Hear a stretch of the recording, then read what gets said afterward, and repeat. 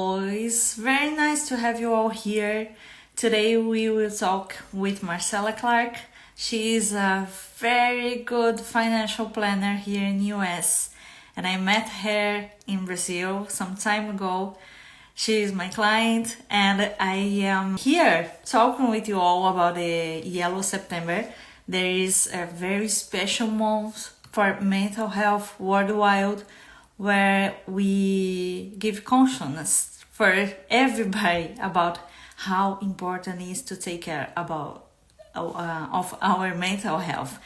And one of the most impactful topics in this, and nobody talks about it, it's about money. Me, as a psychologist and organizational and familiar psychologist, I can affirm you all that this matter is your matter too, inside your family, inside your home. And here's is Marcela that have a very, very impactful story to share about this subject with you, about her life, about her career, her practice, and me too, where we will give you examples and very good stories for you to learn more about it and inspire your own personal mental health, and money life too. So we will be calling Marcela now to talk with us all. Hello, Marcela. Hello, Danny. Morning. Morning. I'm very happy to have you here. Thank you. Me too. It's a very nice way to share these inspirational messages with people worldwide.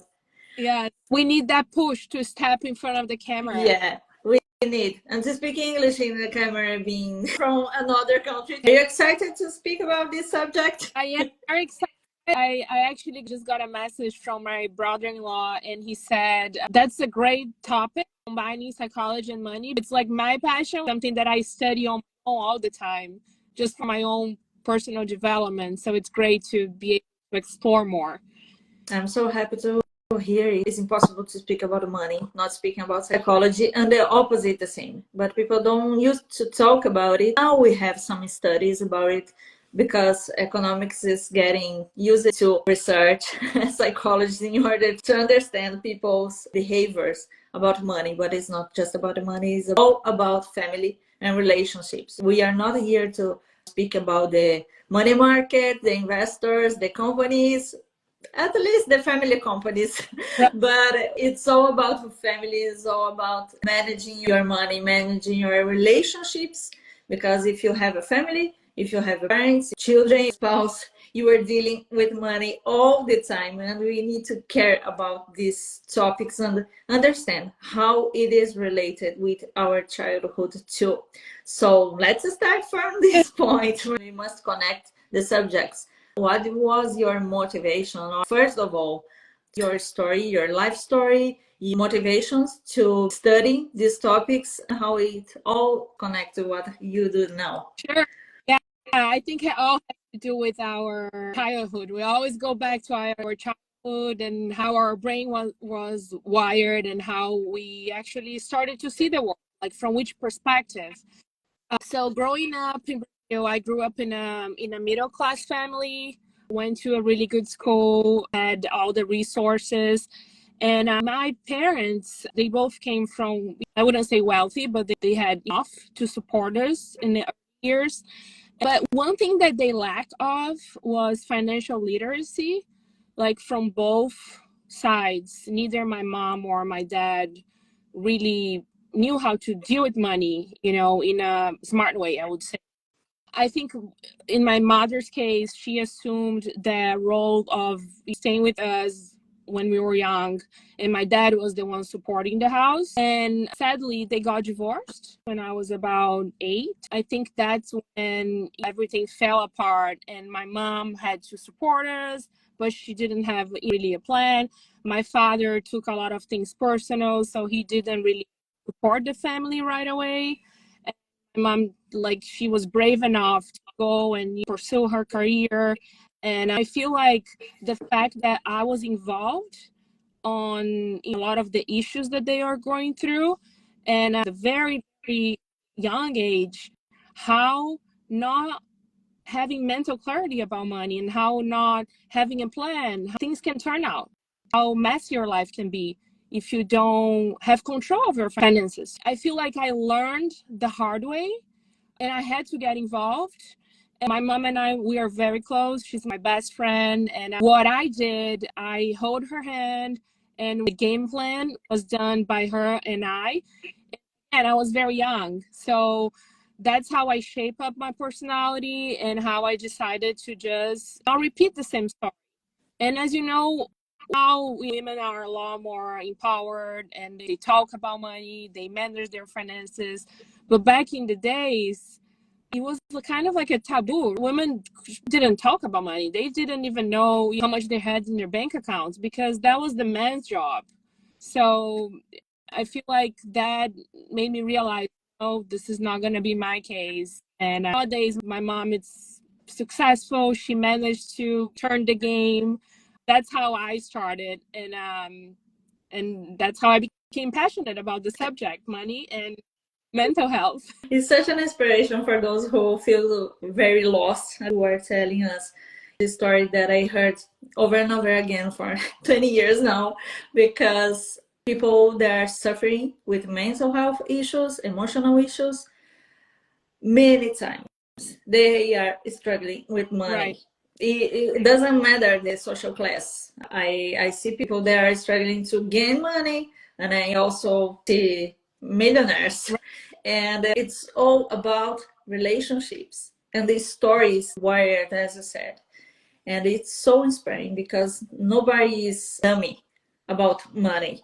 Mm-hmm. We start from some story, our life's story, our family's story, and we must engage in learning about it. How does this energy, I like to think in energy terms, like how this flow happens in family. Mm-hmm. Who is managing, who has more knowledge about it to deal with, because you cannot dealing with your financials without knowledge, as you have.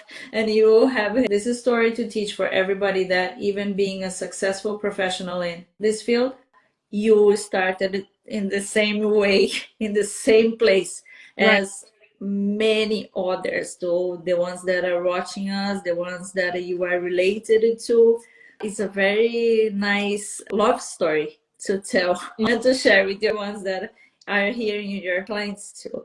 So tell me more about the motivations that made you find financial planning, your life purpose of your career and life purpose, of course. Sure. There is one quote that I heard that says, "Your mess is your message." And that became my mantra because we all have our struggles, griefs, and things that we are trying to overcome. So that if that becomes the message, then we'll be way more genuine the way that we expose that. So I'm a CPA, I'm a certified public accountant, which is a credential that I got in the accounting field. That's very broad. CPAs here in the United States can do several different things. They can prepare tax returns, they can work in corporate side, they can be controllers, CFOs.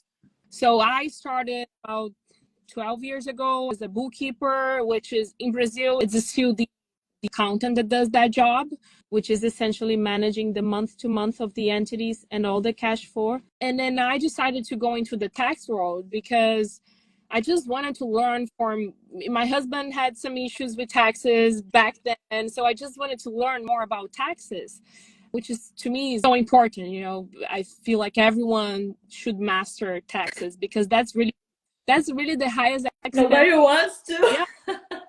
It's a subject that we avoid. But you're right. Yeah. Yesterday I had a meeting with a client and we were looking at his profit and loss. And he spent like $500,000 in taxes, and we're looking at every single expense, and that was the highest expense of all. So people really underestimate how impactful taxes are. You know, you're paying rent, you're looking at how much you pay your employees, but you're not paying attention. You're like putting under the carpet, right? And then you get that big. So anyway, I decided to start preparing tax returns. So I learned the technical part, which was very important. It's still something that I do. But I became passionate about the planning side, because I would get those tax returns and see and call the client or email the client once the tax return was ready, and I would say, hey, you owe 100,000. So that to me was like, oh, I need to help this person. So it goes back to the childhood and the fact of planning and being in control of your finances. To me, if you're getting a huge bill, it's because you didn't plan, right? Yeah, you're right. And I like the fact that now I can take that pressure. So I decided to focus on business owners, work with businesses, and help them with all the back work on the tax side and accounting side. So I oversee the accounting for a lot of entities. I decided to work with a small number of clients. Rather than focusing on quantity, I focus on quality. And time is valuable, right? And the more I work with time tracking and billable hours, I just choose to not keep track of time and dedicate my time, as much time as needed, to those clients that I work with. So, it's a process. In our business, you are self-employed, and you know how business are. We have to be evolving. We have to be constantly changing things and adjusting things. It's all part of the evolution. So nowadays, I'm a CPA, but I call myself a tax advisor and tax planner, because this is really where I find purpose within the career, and that's where I am. So I run my business, and that's what I do. I help business owners put more money in their pocket.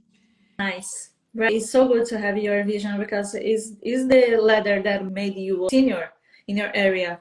You get out of the operational systems to be in the strategic place.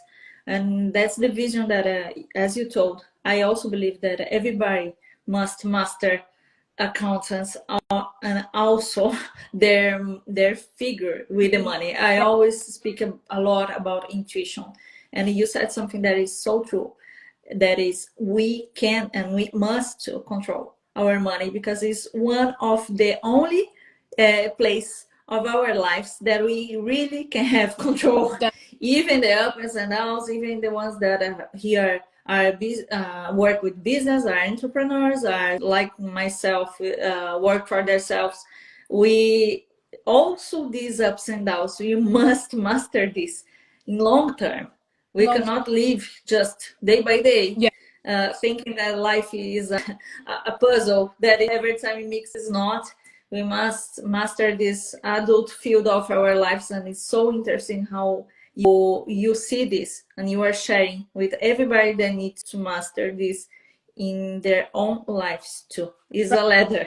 It is a step by step. It's not one day from another. Like you said, if you are getting huge bills, it's because you are not planning your life. And in order to have intuition and emotional intelligence, mental health, we must master the things that you really have control. We don't have control about the life and the death and this process, but we are in a cycle of life, and we have our money in these cycles. All the steps that need to be taken in each cycle. Yes. So very good to hear your lessons here. I'm sure that everybody that is watching is very enthusiastic about what you are saying. It's a so important topic, and we are not used to talk about it. So strange. You must do this more.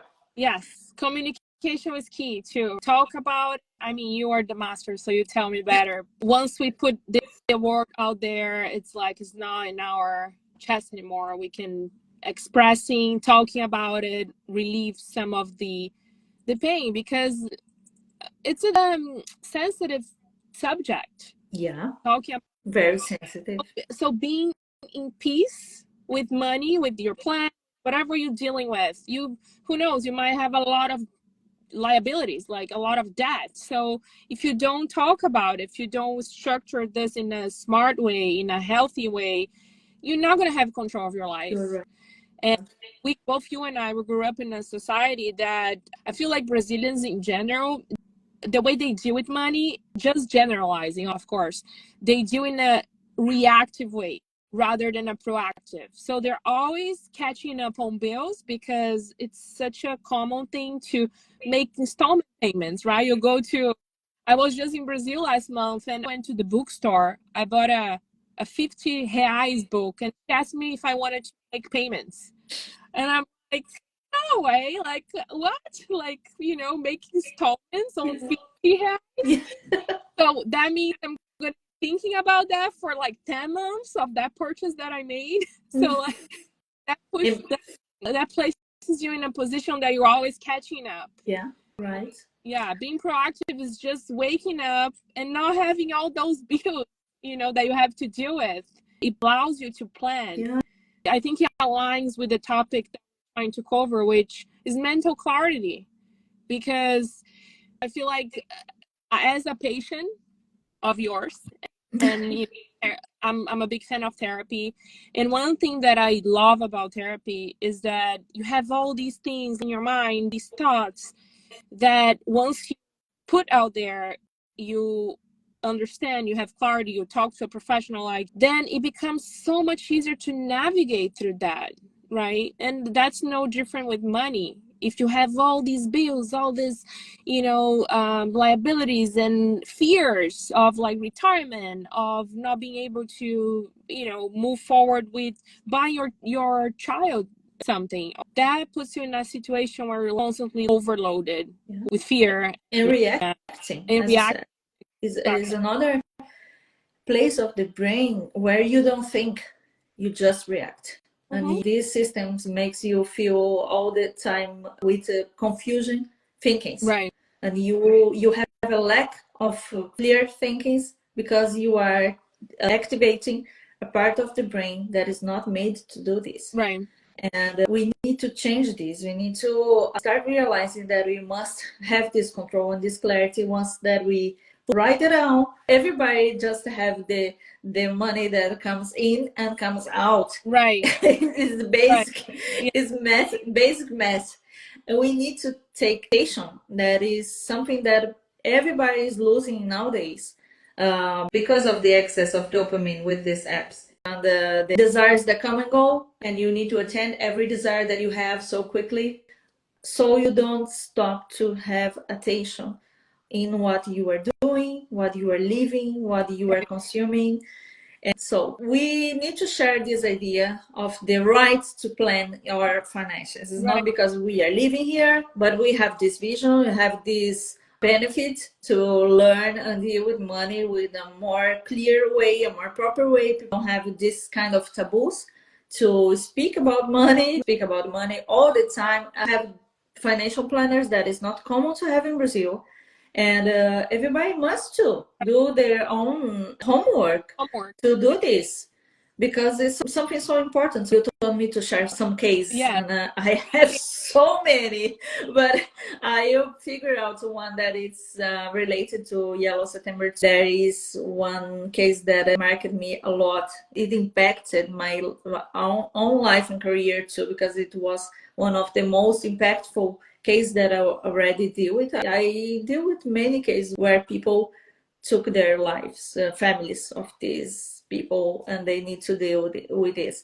But in this particular case, the husband took his own life with the wife pregnant of one child, and they already have another child, a young child. And he was a very, very big businessman. He had a lot of industries and another business, and she was not in the field. She wasn't even working at that time. A homestay mom. And she was from one day to another with the life in this mess. And of course that she booked an appointment with me, looking for the relief of all these feelings and all this overwhelming. Right. And of course that I was helping her in these concerns. They're very important. But as soon as I saw her waking up and going out from bed a little bit, comes my other side, my organization psychologist side, and say, you must go to the company. You must go to see your financials. And she was so overwhelmed, and it was the last thing. And she said something that everybody usually says in this kind of situation: money doesn't matter anymore. Right. I have not to do with money now. It doesn't matter. I don't give it. Because when you lost someone in this way, people are vulnerable to have these kinds of beliefs. They're not true. Right. And as soon as she started to realize about the companies, about the financial matters, about the legal matters, there are so much. And I was working with the lawyers too to mend these things, because it's not deal, it's mend in this case. Right. You must regain some health for the company, for the life, for the family. And it was some time ago, and she always said to me, I am so glad that you said me stop and go to the company. If it's not for you, for yourself, it's for your kids. Right. It's their legacy. Is the husband's legacy, is your legacy for Right. them. Is the money that they have, they don't have father. At least they need to have something, even an emotional like a conversation about what happened, and it's true.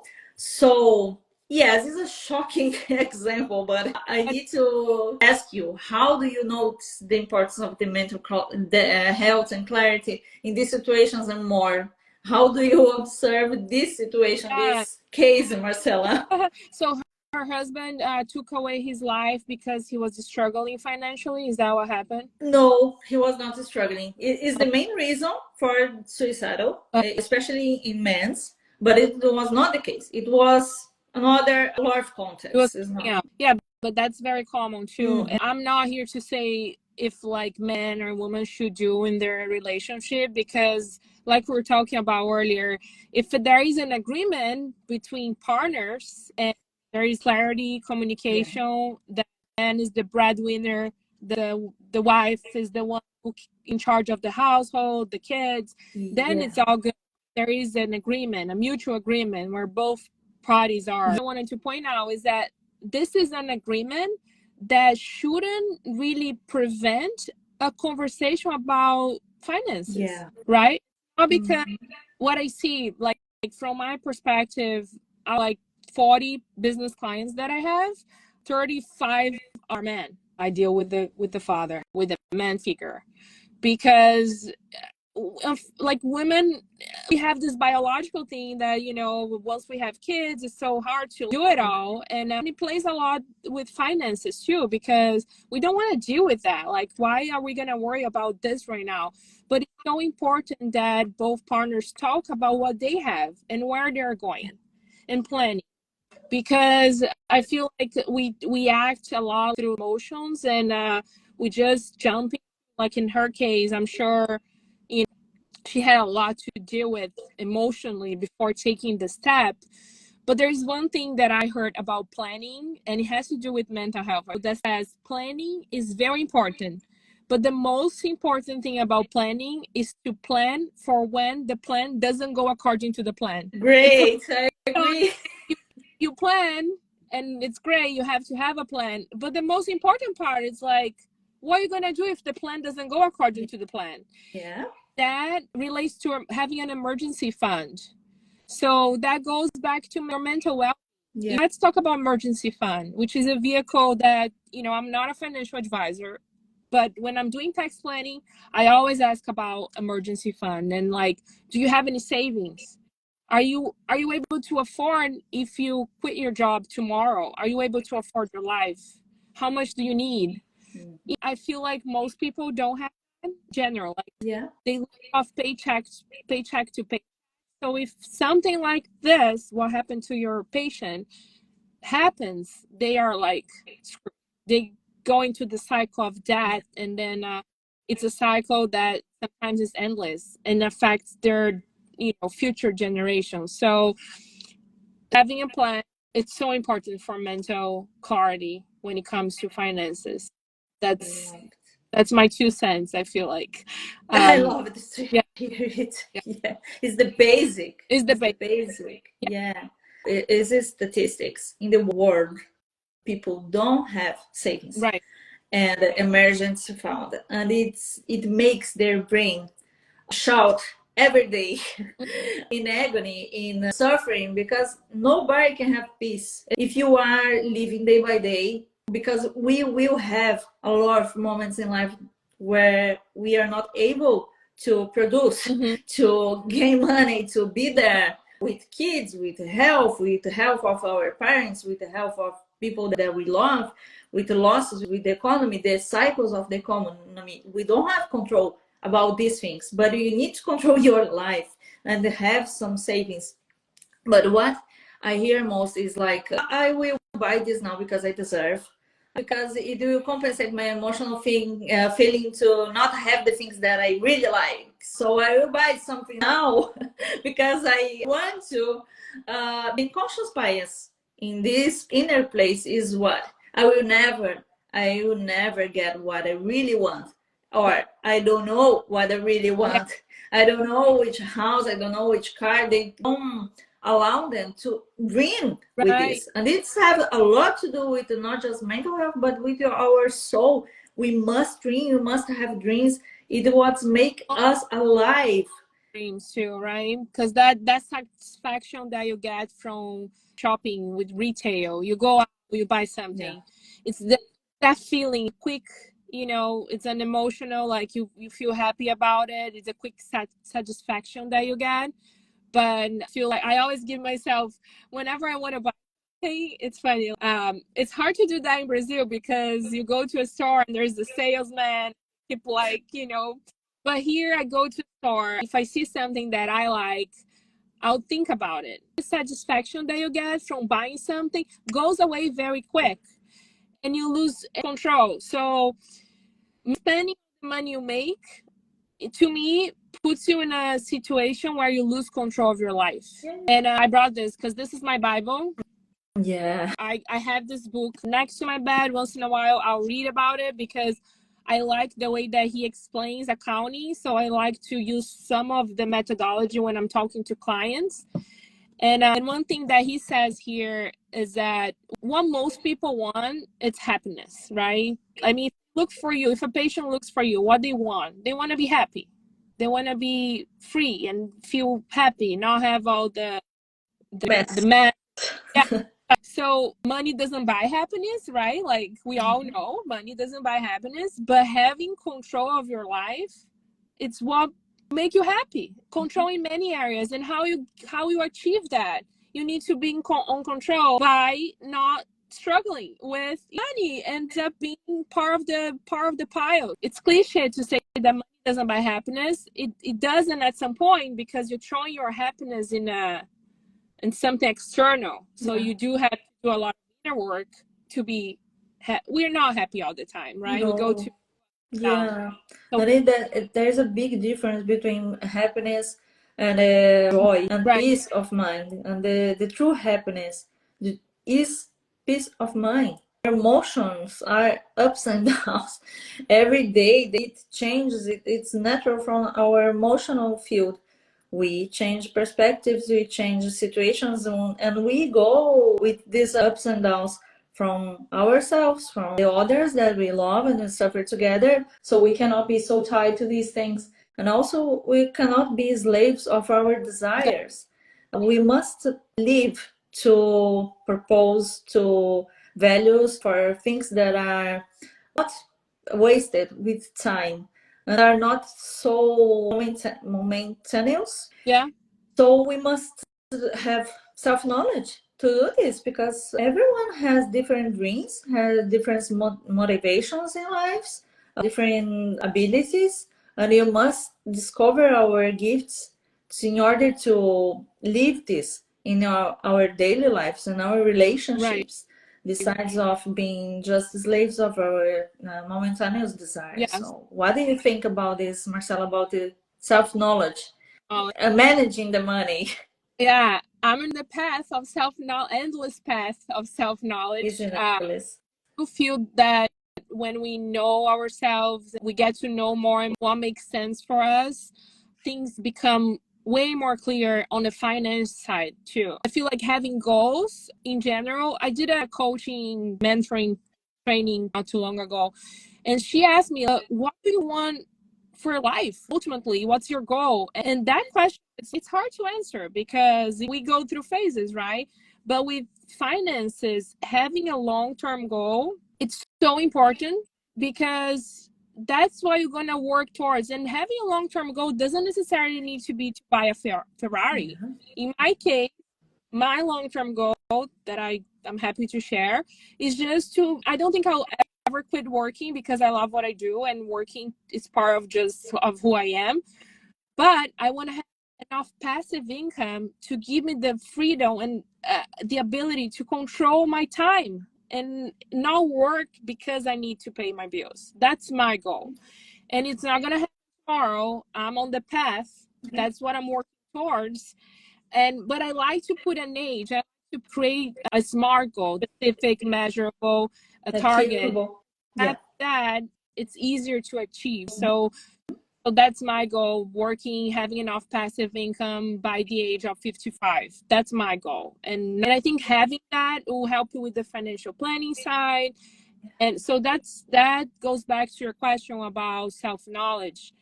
A lot of people don't even know what they want. That's a lack of self-knowledge if you don't know what you want.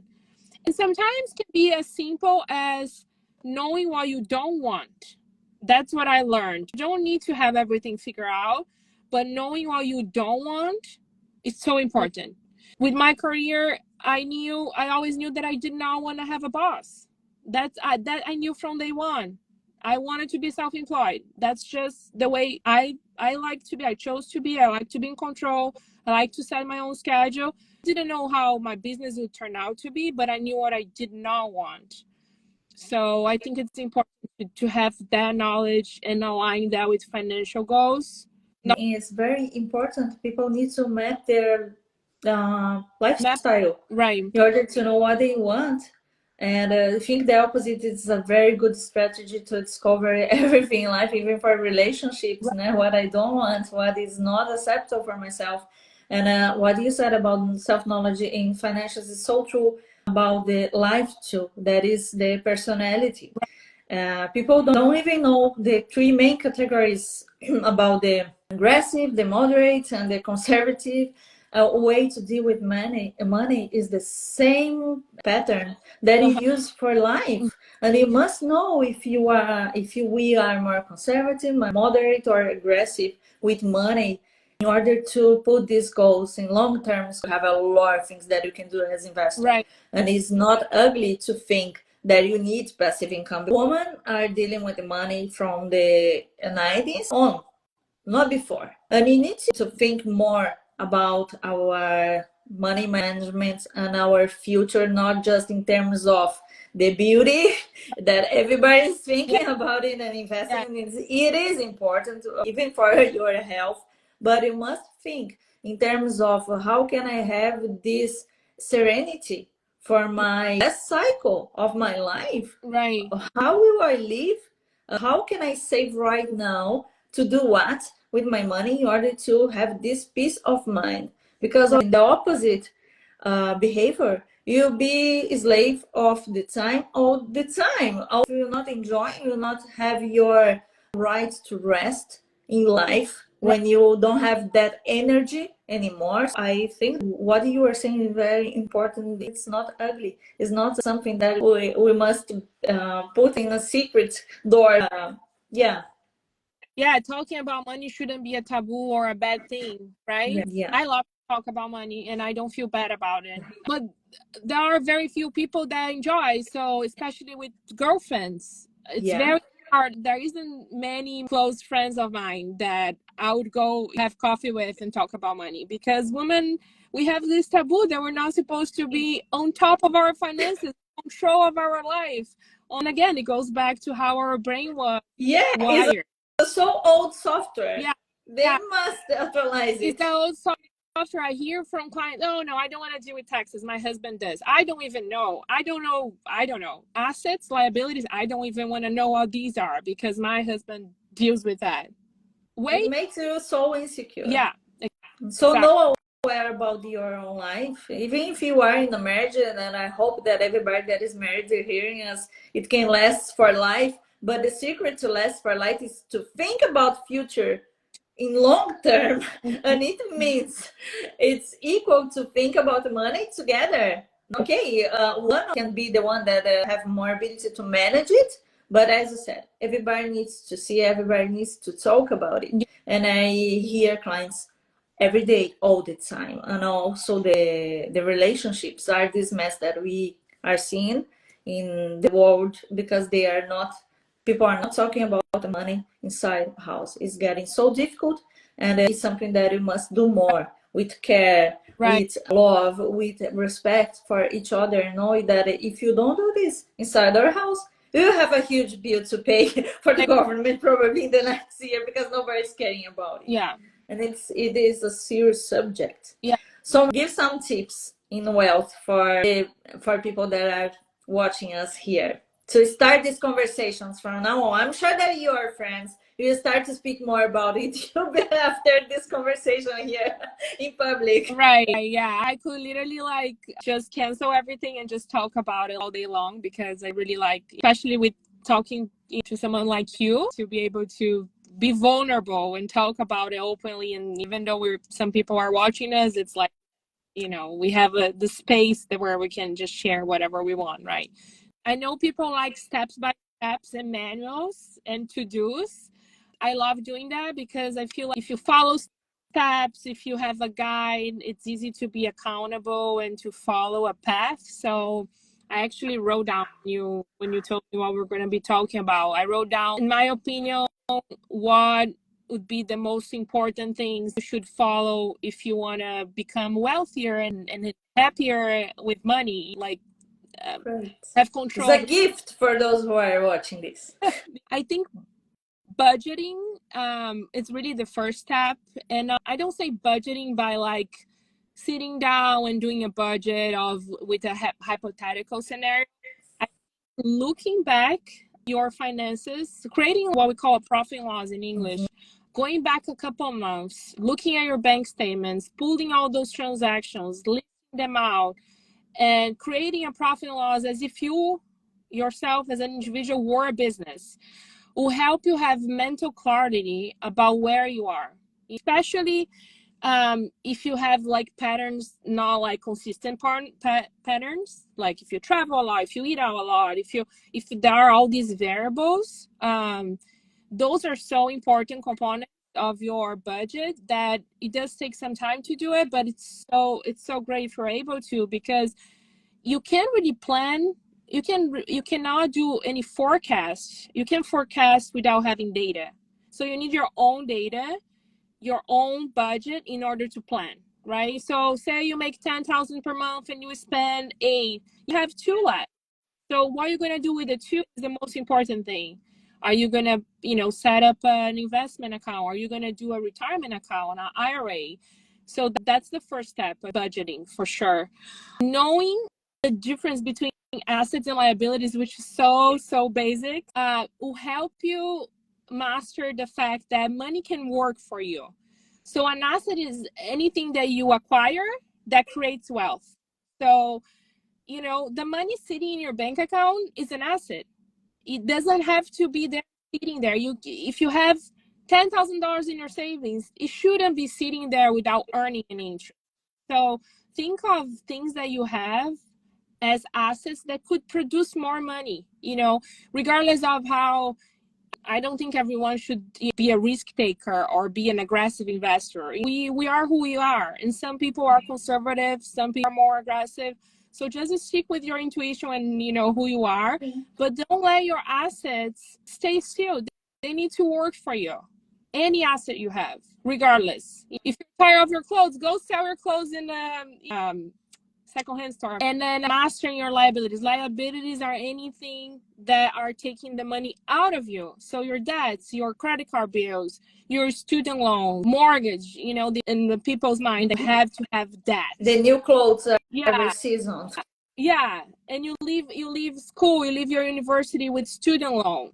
Before you get married, you're ready with bills to pay. Then you get married, you have a mortgage. So you're always catching up. So mastering your liabilities and not creating more liabilities than assets, I think is key. So that would be my second tip, my advice. Increase your assets, lower your liabilities. It'll put you in the right track. So I won't get into investments because I'm not a financial advisor. But I think compounding interest is the key. That goes more into that route of which funds to pick, where to invest. I won't get into the nitty gritty of it, but interest is so important. Making your. Can I just make a pause here? People that change country, they need to know what to do with the money in the country which they are. I know there are lots of people here that lives in other countries other than the one that they are born or Right. raised or are just moved. One of the main mistakes that especially women do when they change country, they are still living their lives as they are in their country. It's so wrong because of course that you must be related with the people that you are related in another country in your local community, Right. but the systems where you are immersed, it's so different, and you Right. must go with your career, your plans, with your languages. Way we are doing this effort to speak in the language that we are immersed in, we must connect with this world and this financial world too, in order to succeed. Yeah. Because you move to do this, Yeah. not because of another thing. Even if you move because of the security or things like this, you must live in this system. Is another system, and you must learn about it. Exactly. Yeah, I don't have a lot of Brazilian clients, but I have a few that even if they've been here for years, but they still like to invest in Brazil. I'm not saying that that's a bad thing because I invest in Brazil too. I like dollars. Your earnings are going to be exponential comparing to a weaker money. It doesn't make sense to me to stay stuck, like you said, and it's all about comfort zone. So it's all about mindset and stepping out of your comfort zone puts you in the control of your life, right? And make I think that's the flow goes on, my. because if you are stuck in the same place that you are in your mindset, your life doesn't flow for the place that it must to. The doors doesn't open. You are not aware about the opportunities that you have. It just takes a bit of effort, of course. Yeah, that leads to my other point, which is seek professional help. You don't need to know everything. Most people make the mistake of treating tax preparers and tax professionals as a commodity where you can find anywhere. I've heard from clients in the earlier years of my career that, oh, but I can go to HR Block. So if you are treating someone who specializes in an industry, in a field, as a commodity and you don't have the knowledge, then you're gonna get stuck and you're not gonna be getting the most out of it. So if you don't know something, seek a professional. It's like going to a doctor. Sure. If you break your arm, you're not gonna be able to treat at home. You need a doctor to tell you what to do. You need to sit in front of someone. You need a prescription. You need the medicine. You need the plan. And you're just gonna have to follow this in order to cure whatever it is. And with money, is the same thing. You don't need to master. You don't need to know how to prepare a tax return. You don't need to know how to do your own financial plan. Sometimes you just need a professional that's gonna listen to you and is gonna put all the plan into action. And you get that push. So seeking professional and a therapist. Even if you need to have difficult conversations about money, it's not working inside your house with family, with heritage, with this section, even with the grandma's house that is for selling for 20 years now, and everybody's fighting about it. Every house have these kinds of issues. Yeah. You must speak with someone that can help you. As you said. And it's good to have someone neutral because in relationships we bring perspectives, right? In each person has its own perspective. So having someone neutral that will guide you, that doesn't really have any interest in what your path is going to take you to. It's just, I think, the key. And then last topic is just like be patient, be present, which it's cliche, but like being persistent. You're not gonna if you are in a rush and you don't give time and let time do the work, you're not gonna achieve your goals. We know that. There's no quick recipe. I feel like this generation, we were talking about past generations, which there was a lack of literacy, but this generation, the TikTok generation, I laugh when someone comes to me and say, oh, I want to apply this tax strategy that I saw on TikTok. I hire my kid. You know, he has a newborn, you know, a 2-month newborn. Oh, but he can be a model. No, don't follow TikTok. Don't get overwhelmed with social media. There's so much junk out there. So like being present, if you work on your finances and you have someone guiding you, don't try not to get bombarded with what's out there. There is so much information out there. That's the downside of social media, because I feel like there's so much crap. So like be present with your goals, trust your gut, trust your intuition. You are the one who taught me about intuition and how to preserve what we have here. So that's the most important thing of all. Trusting yourself and just being present and not letting all the noise affect your mental health. Very nice, Marcela. Everybody can see how money has everything to do with mental health. And to be present and to have intuition, it's not something that comes naturally for us, especially nowadays that we have so many tasks, so many information, so much information, a lot of things to deal with. We don't need to take everything at the same time in your brain. As I said, patience doesn't come naturally. We must embrace it. We must write down our thinkings, our feelings. I have a planner that I built some years ago that I help a lot